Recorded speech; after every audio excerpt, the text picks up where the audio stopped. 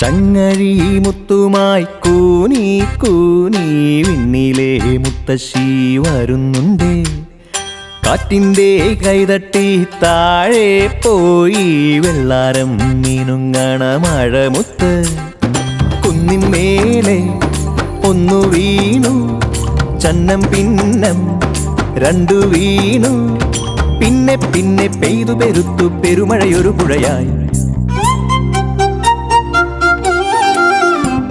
ഒരു ചങ്ങഴി മുത്തുമായി കൂനി കൂനി വിണ്ണിലെ മുത്തശ്ശി വരുന്നുണ്ട്. ചെറുകാറ്റിൻ്റെ